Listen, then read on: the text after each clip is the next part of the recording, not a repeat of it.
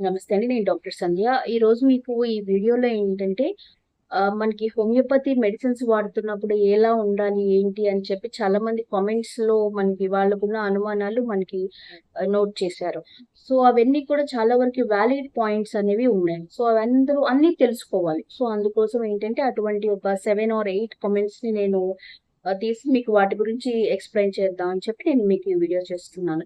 And ఇంతకుముందు మనం homeopathy అంటే ఏంటి?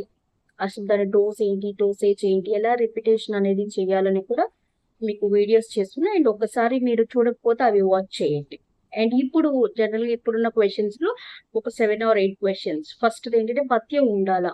హోమియోపతి మెడిసిన్స్ వాడుతున్నప్పుడు పథ్యం ఉండాలా అని చెప్పి అడిగారు.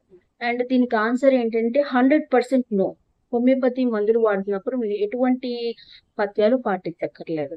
మీరు గుర్తుపెట్టుకోవాల్సిన ఇంకోటేంటంటే, ఎప్పుడైనా మీకు మందుకి ఎప్పుడు కూడా పథ్యం ఉంటదండి.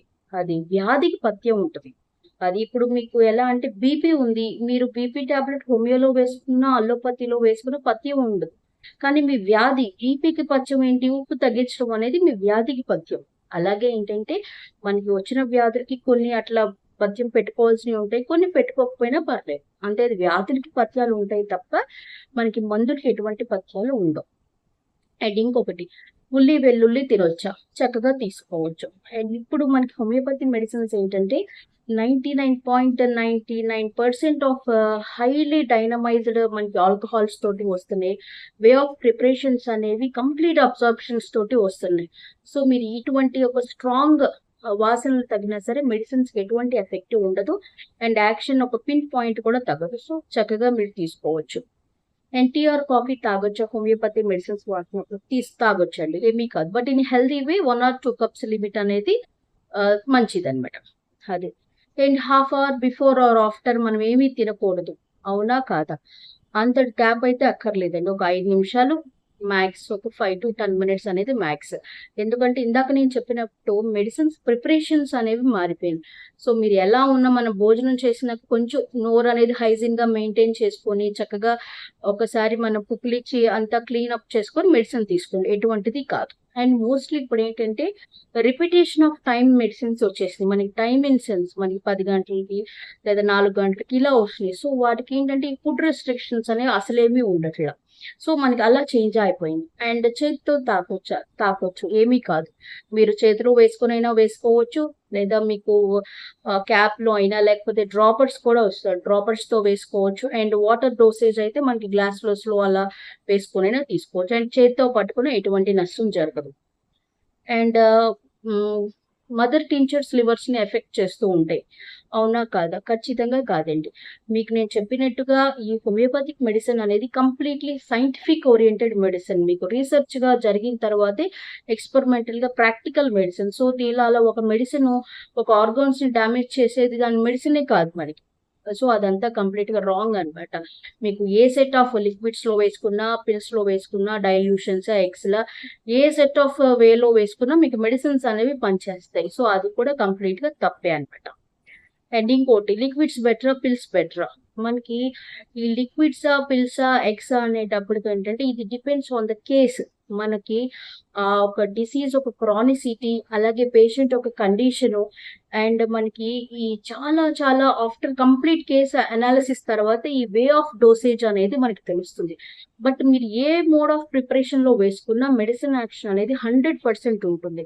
అది మనకి ఒక కామన్ మ్యాన్ తెలుసుకోలేరు. అండ్ డెఫినెట్‌గా ఒక సర్టిఫైడ్ డాక్టర్ మాత్రమే ఆ way of prescribing, mode of action దేనిలో మనకి ఉంటుందనేది తెలుసుకోగలరు. సో, మీరు ఏ ఫార్మ్ అయినా దేనికది గుడ్ అనమాట. అన్ని మనకి కేస్ బట్టి మనం వేసుకోవాలి. అది. అండ్ ఇంకొకటి ఇది అలోపతి వాడుతున్నప్పుడు వాడొచ్చా? వాడొచ్చు. మీరు అలోపతి వేసుకుంటున్నప్పుడు హోమియో మెడిసిన్ వాడుకోవచ్చు. అండ్ ఇంకొకటి హోమియోపతి వాడుతున్నప్పుడు ఇంకేదైనా ఇష్యూస్ వస్తే ఇంగ్లీష్ మెడిసిన్ వేసుకోవచ్చా అంటే అది కూడా వేసుకోవచ్చు. ఎటువంటి ప్రాబ్లమ్ లేదు. అండ్ మెడిసిన్స్ అన్నిటికి ఉంటాయా హోమియోపతిలో? అన్నిటికి మందులుంటాయండి హోమియోపతిలో. మనకి ప్రతి దానికి నేను చెప్పినట్టు అక్యూట్‌గా మనకి పనిచేస్తూ ఉంటది. క్రానిక్‌గా పనిచేస్తూ ఉంటది. అండ్ సడెన్‌నెస్‌గా కూడా మనకి పనిచేస్తూ ఉంటది. అది అన్ని సార్ట్ ఆఫ్ కేసెస్‌లో మనకి పనిచేస్తుంది. అలాగే ఫస్ట్ ఎయిడ్ ఆఫ్ హోమియోపతి ఉంటుంది. ఎమర్జెన్సీ హోమియోపతి ఉంటుంది. మనకి అన్నిటికి కూడా మెడిసిన్స్ అనేవి హోమియోపతిలో ఉన్నాయి. అది. అండ్ ఇంకొకటి మనకి లాంగ్ టర్మ్ వాడుకోవాలి. అది మనకి లాంగ్ టర్మ్ ఇన్ సెన్స్ ఇక్కడ మీరు తెలుసుకోవాల్సింది ఏంటంటే లైఫ్ లాంగ్ వాడాలా? లాంగ్ టర్మ్ వాడాలా? అది లైఫ్ లాంగ్ వాడేది హోమియోపతిలో ఖచ్చితంగా ఉండదు. లాంగ్ టర్మ్ వాడేదే ఉంటుంది. ఎందుకంటే మీరు మళ్ళీ మనకి రిపిటేషన్ ఆఫ్ ద ప్రాబ్లమ్ అనేది ఉండకూడదు. సో దానికేంటంటే ఈ తత్వం మీద కొంత లాంగ్ టర్మ్ వాడిస్తాం. లాంగ్ టర్మ్ అంటే మీకో 8 నెలలు మ్యాక్స్ ఇంకొక నెల అలా పడుతుంది. అంతే తప్ప సంవత్సరాల జీవితకాలం అనేది ఉండదు. మీకు లైఫ్ లాంగ్ మెడికేషన్స్ అనేవి హోమియోపతిలో ఉండదు. సో మీరు ఆ రెండిటికి తేడాని గమనించాలి. అది కొంచెం లాంగ్ టర్మ్ ఉండదు. డిపెండ్స్ ఆన్ ద కేస్ అన్నమాట. క్రానిసిటీ ఆఫ్ ద డిసీజ్ మీద బట్టి మనం ఇది 3 నెలలు వాడుకోవాలా? లేకపోతే 6 నెలలు వాడుకోవాలా? 8 నెలలు వాడుకోవాలా? అనేది మనకి డిసీజ్ ఒక కండిషన్‌ని బట్టి మనం గైడ్ చేస్తాం. అండ్ ఇంకొకటి కన్సల్టేషన్ ఫీజు డిఫరెన్స్ ఎందుకు అవుతూ ఉంటాయి? డాక్టర్స్ టు డాక్టర్స్ అని కూడా అడిగారు. ఈ కన్సల్టేషన్స్ ఫీజెస్ డిఫరెన్స్ అంటే అండి, మనకి ఈ కేస్ అనాలిసిస్ అనేది ఒక డాక్టర్ చేయాలంటే మీకు కంప్లీట్‌గా ఒక టైం అనేది కేటాయించి ఎక్స్‌పర్టైజ్ మీకు ఒక డ్రగ్ చెప్పడం అంటే మన ఎక్స్‌పర్టైజ్ అంతా కూడా దాని మీద పెట్టి మీకు ఒక మంచి డ్రగ్ తీస్తే ఆ డ్రగ్ అనేది మీకు ఎంతో హెల్ప్ అవుతుంది. So that needs the consultation. ఈ ఫీజెస్ అనేవి మీకు పర్సన్ టు పర్సన్ చేంజ్ ఎందుకని అడిగారు. ఎందుకంటే అది డిపెండ్స్ ఆన్ ద డాక్టర్.